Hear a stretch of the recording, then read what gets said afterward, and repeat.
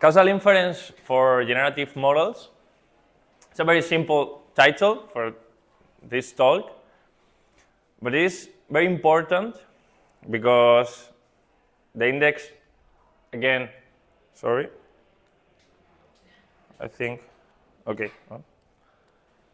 It's very simple, but generative models are one of the most important technologies in the current state of the artificial intelligence. Okay, this talk is about machine learning for the one of you that is lost.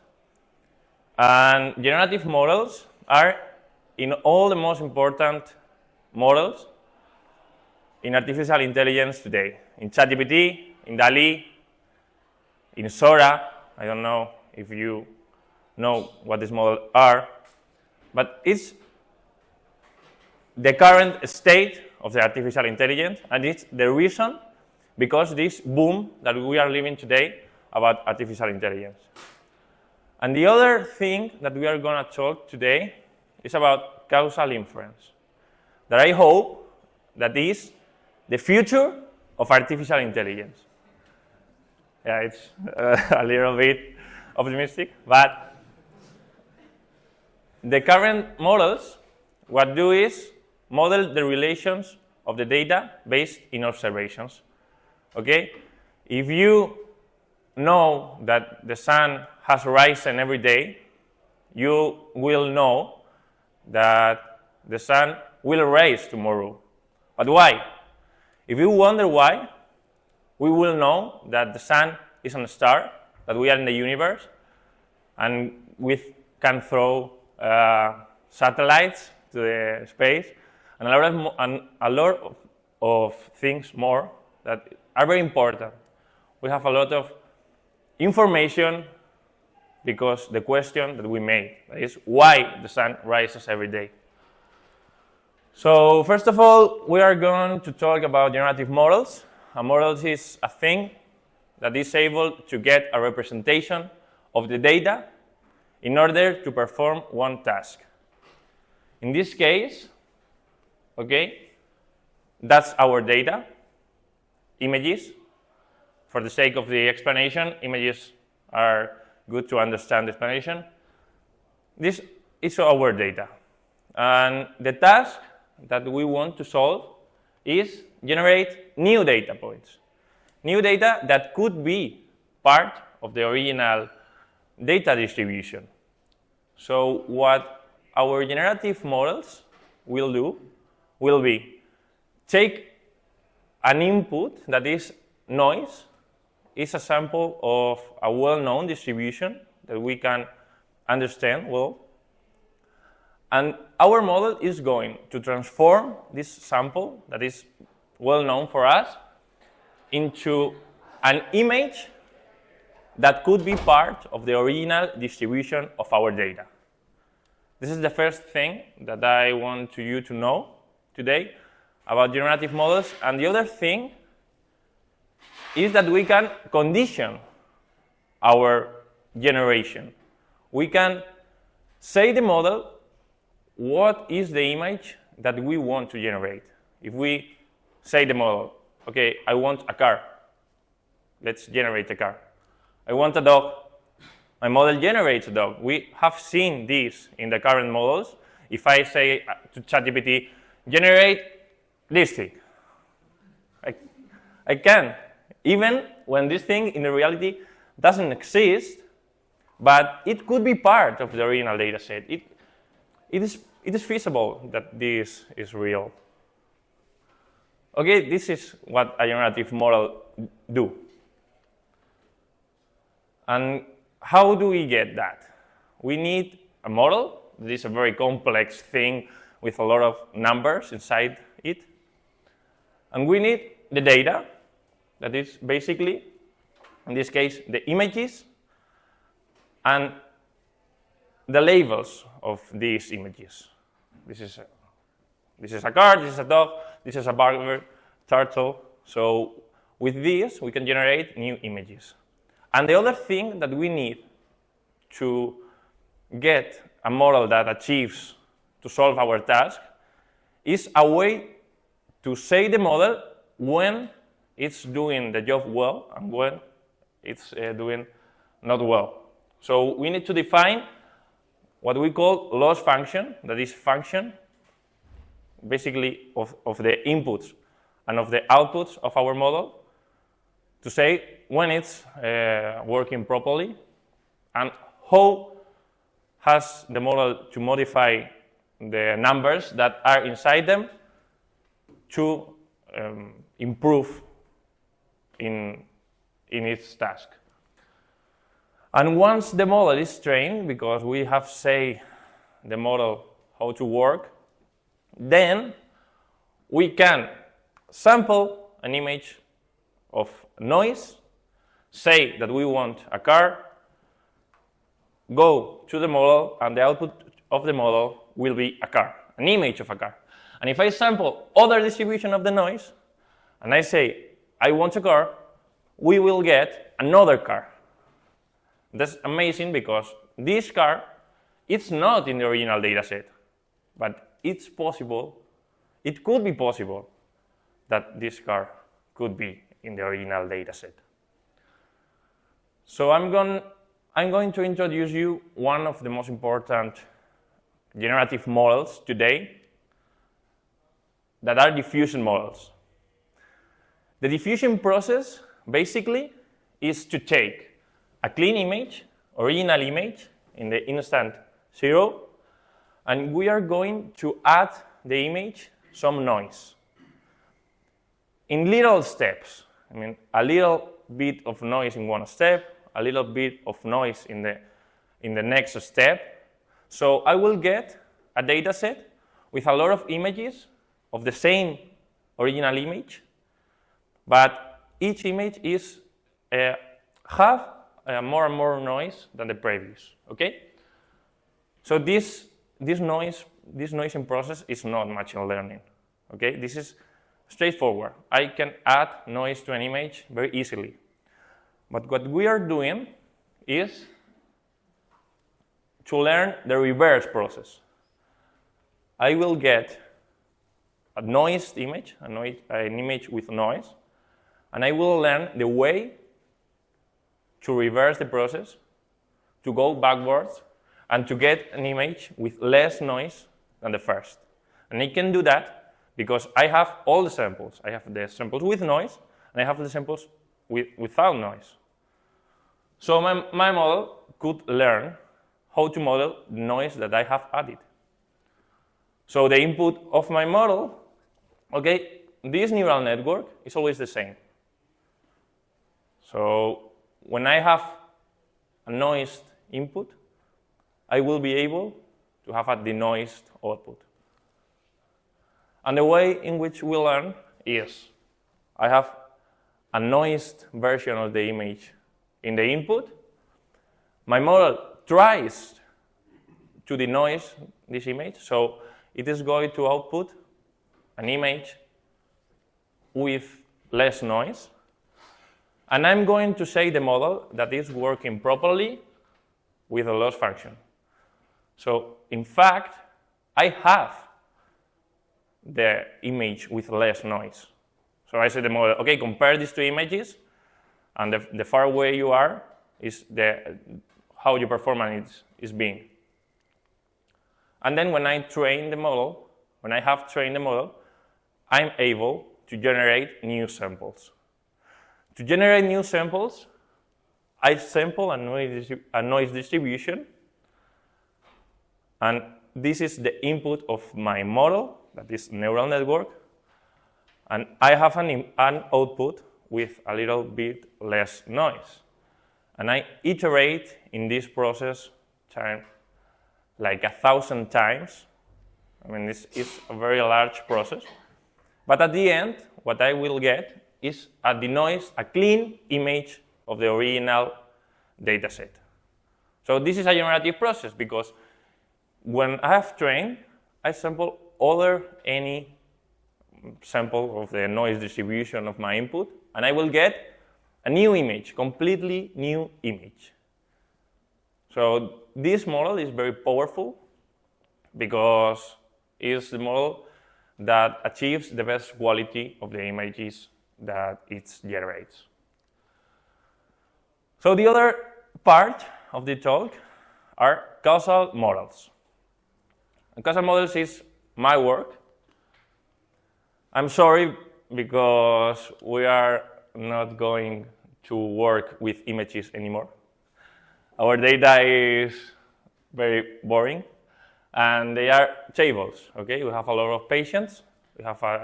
We work with medical data. Okay, but that doesn't matter. These are tables, and the tables has numbers inside them. So these numbers, basically, for example, for a patient, they are age, weight, height, anything. Okay. And what a causal model is a model that takes into account causal relationships between variables. Why do we need that?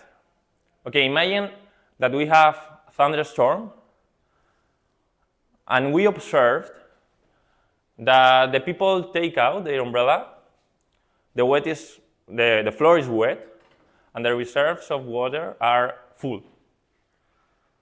Okay, I can predict the level of the reserves of water if I observed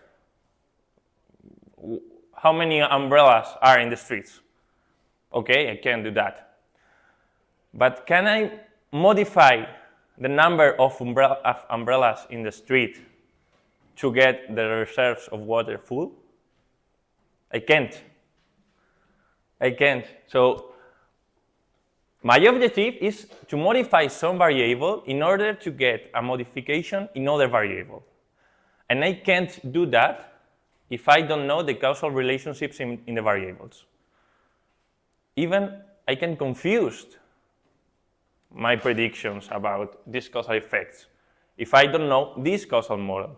So the causal model is something that basically establishes relationships between the variables in a causal effect way. Let's see another example, more practical from my medical perspective. Imagine that we have information about the age of a patient, the number of cigarettes that the patient smokes every day, the blood pressure in a given day, and we observe also that that patient takes a medicine because a doctor has assigned them. And we observe also that that patient has or suffer or doesn't suffer a heart attack. Okay? Imagine that we have an old person. This number is very high. We have that person smokes 20 cigarettes per day. That is very high. And we have that the blood pressure of that patient is very high also. So the doctor says, okay, take this pill or take this treatment, whatever. If my patient suffers a heart attack, could we say that the treatment is harmful for the patient? I mean, is that treatment causing the heart attack? I don't think so, because otherwise the doctor doesn't assign this treatment to that patient. So what is happening is that there are a lot of factors that are causing it. For example, the number of cigarettes, or for example, the age of the patient, that we have to take into account in a causal way, because otherwise we won't be able to predict the effect of the treatment on the patient. Okay, I put this information into a causal diagram, in which basically I say, okay, the age affects the pressure, and the pressure affects the treatment, and the treatment affects the heart attack, and the age also affects the treatment because it's the criteria of the doctor. So, okay, and we can model it in a causal way, saying, okay, this variable, for example, the treatment, is a function of the age, because it's the decision of the doctor, of the pressure, of the blood pressure, and it has some randomness, because there are always things that we couldn't measure. So there exists randomness, like can be viewed as a source of noise. So you have to trust me when I say that if we try to predict or try to model the distribution of each variable from its parents in this graphical model, I mean, if I try to generate the distribution to predict the pressure from age and from smoking with some randomness, obviously, we prevent these biases that we have seen before. The biases of thinking that the reserves were full if we take out our umbrella. We prevent these biases by taking into account only the variables that are important in a causal way. So that is what we have to do. Generate the distribution of a variable only from noise in this case, because the age doesn't depend on nothing, or from noise and from its parents. So does it reminds you something? The same thing.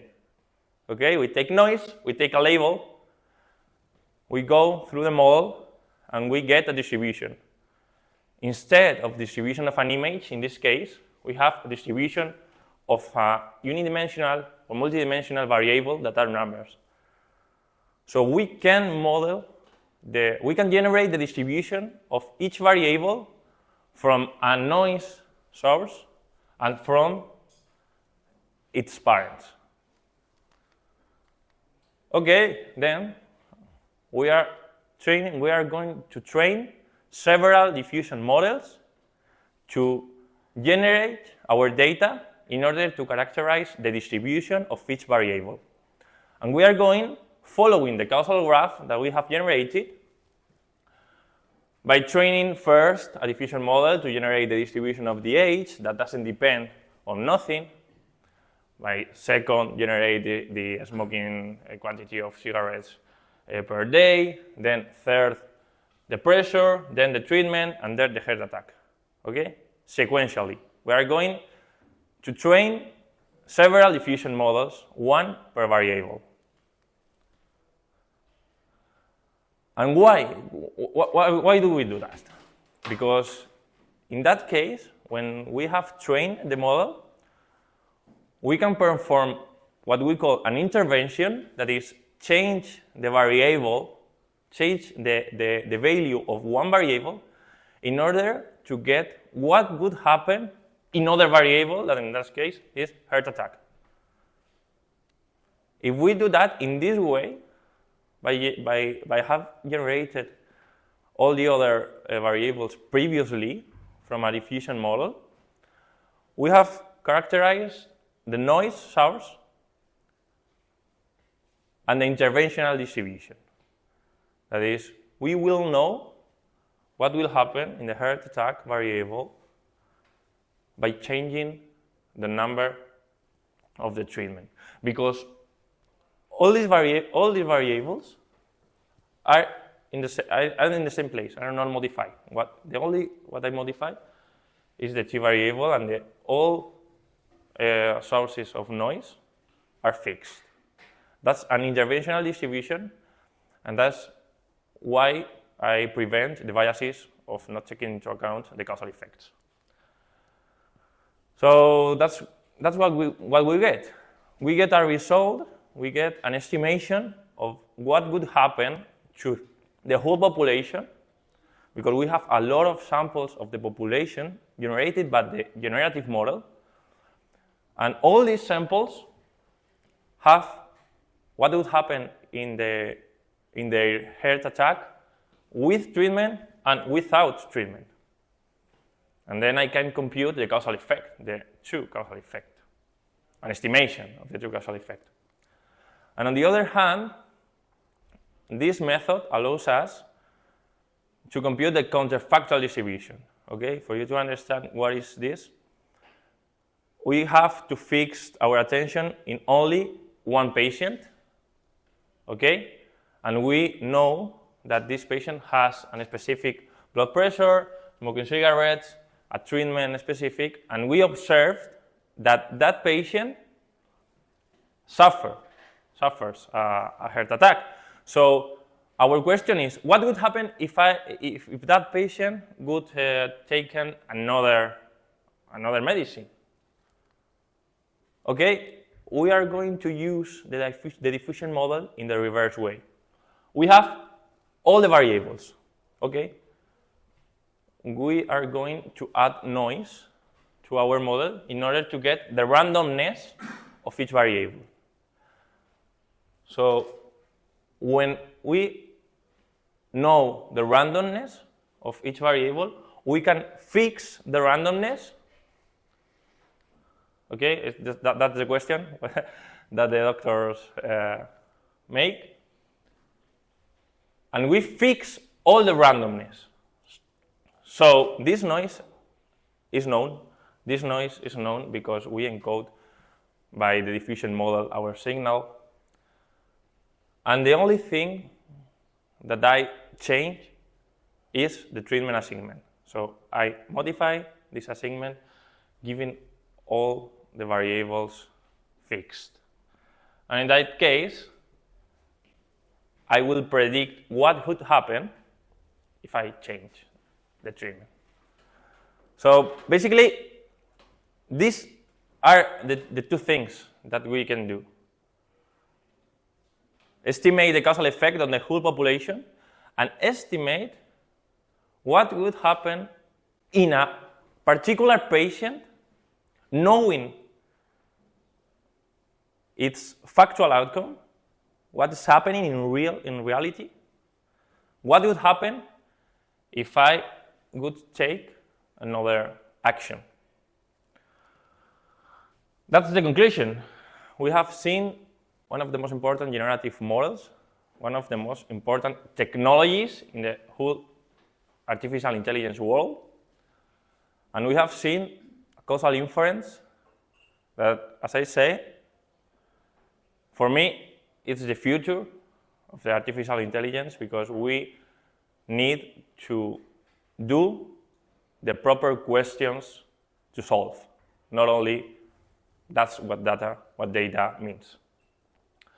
And we have merged these two concepts in order to evaluate some causal effects that we are interested in. And that's our work. That's what we are doing in my group. That basically is apply these causal inference techniques to medicine questions. And the current questions that arises to me are, what if I don't have the full graph? Because in all the presentation, we have seen that the graph is known. It's a little bit tricky. And what if there are covariates that are not collected in my original data set? And that's all because I say this is the future and also for me the present. But remember this talk when 5 years from this point.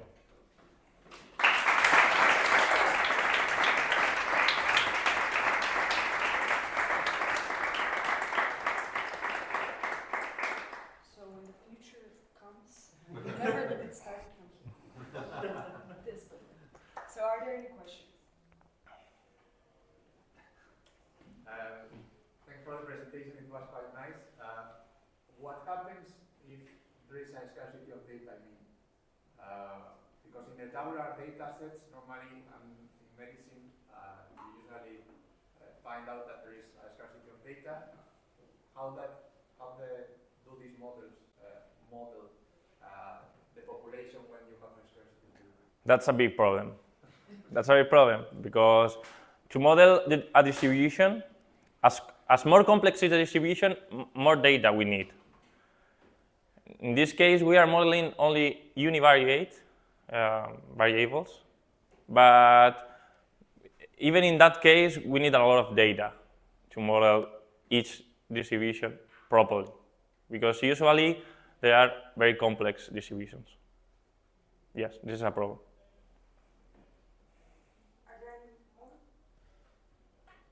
Okay, I will let How can we generate the graph based on the data? Because I guess that. Yeah, it's very difficult. It's very difficult because usually we need some of external information.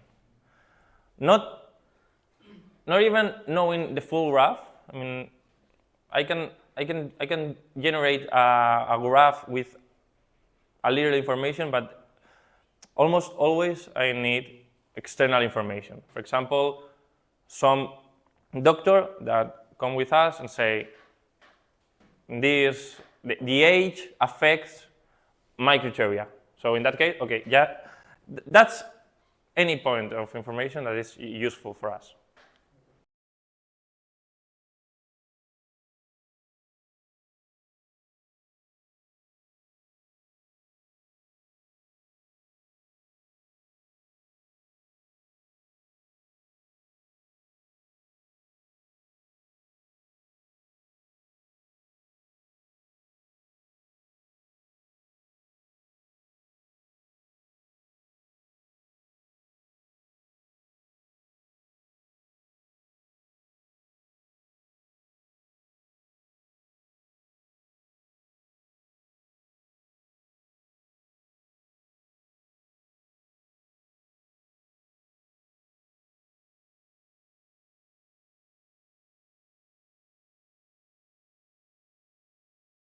Thank you very much.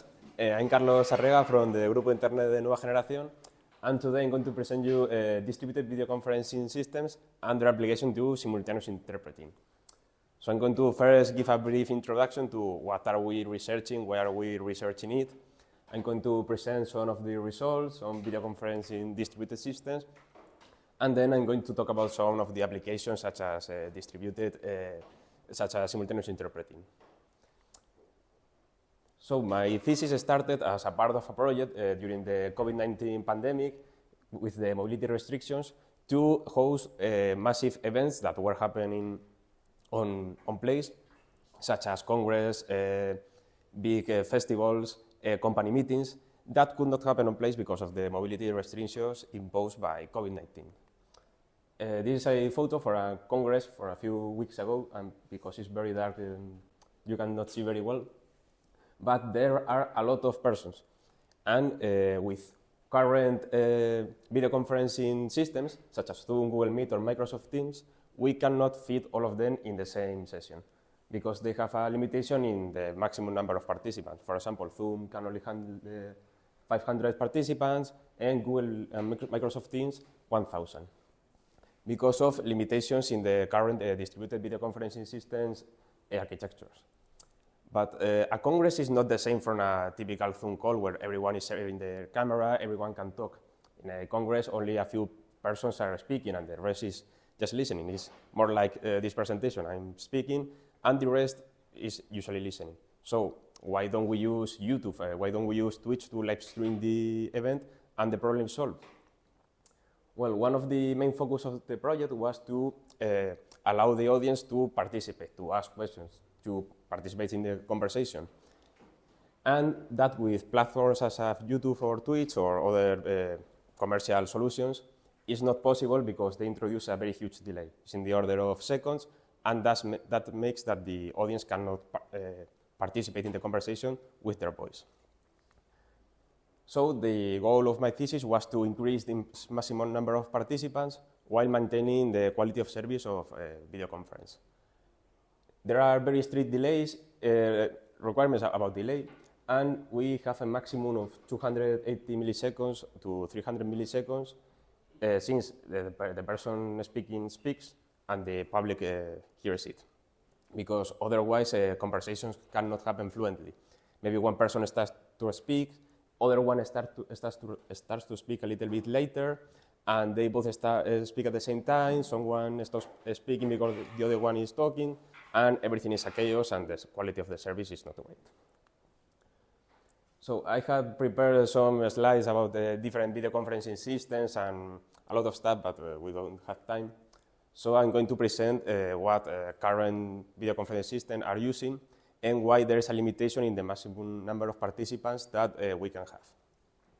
So when we connect to a video conferencing session, we are talking Zoom, we are talking Google Meets or Skype if someone still uses it.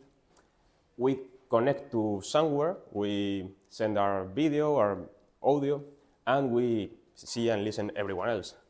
What is happening in reality? With one of the most popular implementation, the Selective Forwarding Unit, or SFU in short, what happens is that all participants are sending their audio and video to a server that then multiplexes it and sends it to the rest of participants. For example, we have engraved the audio and video from that participant in the top left corner that is being sent to the SFU and then send it to the rest of participants, so everyone can hear and listen everyone. The same happens with the all other three colors, the purple, pink, and yellow. And this is the current implementation of distributed video conferencing systems. Now, I say distributed, and this is because that SFU is not a single server, it's distributed, as its name says. And one of the main components that these systems have is the one-to-many, or OTM in short. And that component, I'm going to talk a lot about it, is the one that distributes the video. It takes the video and audio. It takes the video and audio from one person, which in this case is called the publisher, and multiplexes it and sends it to the rest of participants, which in this case are the subscribers. The OTM is an implementation of the publisher-subscribe model, which I say distributes the video. It's the main thing this component does. So in a video conferencing session with, for example, 3 participants in blue, green, and orange, we would have 3 of those OTMs. The first one takes the audio and video from the blue participants, sends it to orange and green. Second one does the same thing, from green to orange and blue, and the third one from orange to green and blue. The great thing about these OTMs is that they are small components that can be deployed on different servers, on different machines.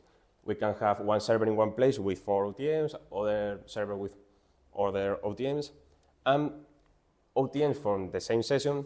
For example, if we are all in the same video conferencing session, my OTM can be in one server, other OTM can be in other server, and if we have to add more participants, well, we just buy more servers, we connect them to our service, and we have more space for more clients. However, well, the actual architecture is a little bit more complex. We have some control mechanisms, we have a communication channel to coordinate everything, but we are just going to focus on that component.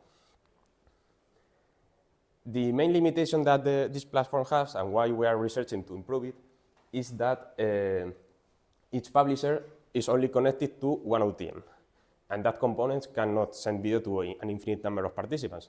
There are limitations mainly imposed by the hardware. If we are deploying this OTM in a very old machine, it's not going to be able to send the audio and video to many participants. If we are putting it in a state-of-the-art server that costs 5 million euros, we are going to have more subscribers, but this number is not infinite. And also that server is much expensive than the other one. So as we start to add more and more subscribers to our OTM, it starts to request more and more resources for the hardware, until there's a point where it simply cannot send the video to more participants. And in the worst case, the process crashes, everyone is disconnected, and the clients are not very happy about our service. This is an actual graphic with numbers we took. We see in blue the number of subscribers, and in red the number of subscribers, and in blue the CPU usage. And as the number of subscribers starts to increase, CPU usage also increases. And when we reach 100%, we add even more subscribers and the process crashes, CPU usage goes down to 0, and everyone is disconnected. And that's where my thesis started. We wanted to develop a new architecture that is able to handle more participants, more subscribers, to increase that limit, to be able to host all these online events with live interaction. The architecture is not very complex. We start from the same architecture with our publisher, our OTM, and what we did was, well, instead of connecting the subscriber, we connect more OTMs. And then at the end, we add the subscribers. We have here an intermediate layer of OTMs.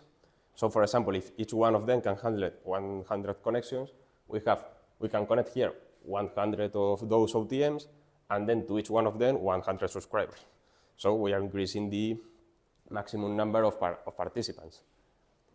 I have only painted here 2 layers, but if we also wanted to arm even more participants, we can put here another layer of OTMs, connected to those OTMs, connected to those OTMs, forming a tree that takes the media from the publisher and send it to all participants. The main limitation this architecture has is that each one of these jumps takes some milliseconds.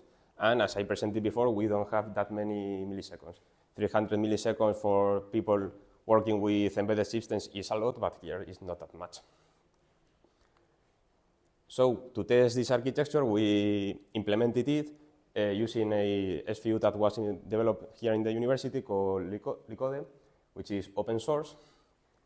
And as many things, here I have just drawn a line, but in reality, well, this is more complex. We had to do a lot of low-level stuff with the protocols, negotiation between components, handling different protocols, bandwidth adaptation mechanism not being compatible, etc., etc. And we also had to implement a control layer to control all our tree. We have to take decisions such as when do we need to add more OTMs to our tree? Where are we deploying them? Where do we connect the clients? Decisions that the platform has been able to take. Also, a lot of time was invested in collecting information from all these components, parsing all the logs to make them somewhat human readable, and to visualize the data obtained, obtain metrics, etc., etc. We also had to simulate all those connections to be able to run experiments without having to open 500 Chrome tabs and connecting them by hand, which is not very something we want to do every time. So at the end, using some of the servers we have before, which are not the most powerful ones, we were able to connect 500 clients with the infrastructure we had versus the 220 that we were able to connect with the previous one. The end-to-end delay was low enough to satisfy their activity, and other measures we took, for example, new OTMs that we had to add to our tree when we connect more clients, were created in milliseconds, which was great.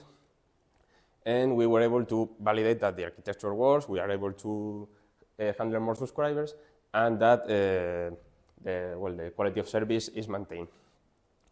We send the result for publication. Well, they are taking some time to review them. However, we had some problems with the implementation. We have to improve the algorithms we use because they were somewhat naive. This is not a problem with the actual architecture. It's more a problem about our implementation of the architecture. We wanted to configure the tree to not use all the available CPU because, as you have seen before, if we reach 100%, bad things start to happen. And as you can see in this graphic, which is the same as before, subscribers in red, CPU usage in blue, we are reaching 100% CPU utilization in some cases when all users arrive at the same time because some issues with our algorithms. We also took more measures about the end-to-end delay, the time it takes from the audio from the publisher to reach the subscribers, which in most cases was between 40 and 80 milliseconds. But as you can see in this graphic, this is again in blue CPU usage, and in red we have the delay. When we reach 100% CPU utilization, or we are close to it, the delay starts to increase and the quality of the service degrades. So this is what we are currently working on to improve this implementation to have a production-ready service. We also took more measures, such as the time it took clients, since they wanted to connect until they were assigned to an OTM. Most of the time it took a few milliseconds, and there were some cases when they had to wait a little bit more because we had to create more OTMs, add to the tree, connect them, etc., etc. And it took up to 400 milliseconds, which is totally acceptable. If an application takes 400 milliseconds to connect, the user doesn't notice anything and is very happy. So for the applications to simultaneous interpretations, another project, we are using this technology with simultaneous interpretation, which is a modality where an interpreter is translating in real time the speech from a speaker. They always have work on place, on a set of booths, which are rooms with specific equipment. They also have their own way of working. They work on pairs always, because it takes a lot of effort to do simultaneous interpretation. They change. They also have receive audio from other languages. They have a lot of hardware components that they use. And again, during the COVID-19 pandemic, because of the mobility restrictions, they were not able to work on site. So they were not able to use all those tools that they were always using. And another project started in our group called Smarter that wanted to move all that hardware to software, so interpreters could work from home. This is one of the interfaces that has a lot of options because, well, at the end the project was very large. We have the screen with the video from the speaker, the presentation is sharing, an AI module that helps the interpreter with specialized terms, and at the bottom we have a lot of buttons with different audio inputs, outputs, volumes, etc., etc., etc. So what we have in this scenario is a lot of audio and video streams that we want to share in real time to a lot of users. This is called simultaneous interpreting. They are working in real time, and we have to use video conferencing technologies to achieve that real time. The same as before, if we live stream using YouTube, Twitch, or platform like that, it takes seconds, which is not real time and not simultaneous interpretation. We also want as many people as possible to be able to attend these sessions with interpretation. So we want to increase the number of maximum participants we can have. So we are using the trees we have developed. So, well, as I presented, this is a scenario with a lot of audio and video streams that we have to send. We have the audio from each interpreter, we have the video from the event, audio from the speakers, all coming from different places because we want interpreters to be able to work in remote. And we have to create a tree for each one of those streams that we want to distribute and be able to run them in parallel. Previously, we were experimenting with only one tree at a time. Now we have to handle different trees at a time, each one for each one of the streams. So that's why we wanted to improve our previous implementation that has some issues with all users arriving at the same time. And well, this is what we are currently working on. We are also going to start a new project called Fun for Date, which wants to integrate all this architecture in a highly optimized network using programmable switches to see if we can reduce the delay, to add more OTMs layer, and to have even more participants, millions. If, for example, there's some event that has to have millions of users, which I don't think is going to happen, but the people that we did the project with, they want to do.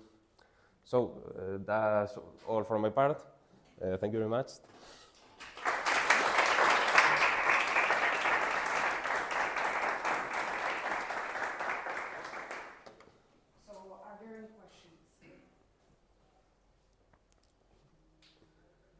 Yes. Thank you for your talk. I'm not experienced at all in this topic related to this network, so maybe my question is No problem. silly. But I was curious about how does this kind of tree architecture compare to previous architectures in terms of robustness or tolerance to some fault in one OPM? Well, like if the first layer has some mistake or has some fault, you lose half of the Yes, now as as the more complex the architecture is, more points of failure we have. But as you said, the first OTM is a single point of failure, where if it fails, all the tree is going to crash. There are other options we are exploring, such as maybe connecting the publisher to OTMs in case one of them fails. But it's not that easy in the video conference setting because it's not very easy to have simultaneous connections because of the protocols. But there we have to implement some robustness mechanisms to not have all the tree fail because one of the connections is falling.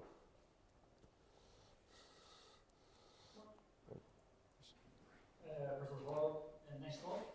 I have a question. Maybe this is not my background, but I wonder about, because you have this tree architecture and then there are a lot of data that you have to manage. And I wonder about where are the servers or where is the application running to manage this whole data, because this is a problem of data, the audio, the listening, etc. So maybe there can be some problems when connecting to these nodes because they are located in different parts of the world. Well, if nodes are in different places, for example, when the experiments we did, we had 4 servers that were running the OTMs. There was another server running the control layer and all the other components that I draw. And in that case, they are all in the same place, so there are less problems with interconnecting them. But if in a truly distributed system where we have some OTMs in one country, another OTMs in another country, that can be a problem because there can be problems with the network that connects them. But yeah, well, we mostly try to deploy the control layers in other places from the OTMs, so if the OTMs crash, they don't affect the control and the application can still run. I don't know if I've answered the question more or less. Thank you. Okay, if there is no more questions, we can thank the speaker.